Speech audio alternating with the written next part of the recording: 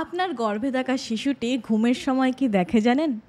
1990 সালে যখন বিজ্ঞানীরা প্রথমবার এটি আবিষ্কার করেছিলেন, তারা নিজেরাই স্তব্ধ হয়ে যান। 1990 সালে একদল neuro scientist fetal REM sleep scan করার সময় ওনারা দেখেন যে গর্ভেই শিশুর চোখ ছোট ছোট নড়াচড়া করছে, অর্থাৎ যেন সে স্বপ্ন দেখছে। বিজ্ঞানীরা এই সিদ্ধান্তে পৌঁছান যে শিশু গর্ভাবস্থাতেই মায়ের গর্ভে থাকাকালীনই ভাবতে শিখে যায়। তারা কি দেখে জানেন? তারা দেখে মায়ের হৃদস্পন্দন, মায়ের সারাদিন দিনচর্যা, মা কি শুনছে, আশেপাশের লোকের কণ্ঠস্বর, মায়ের আবেগের ছোঁয়া।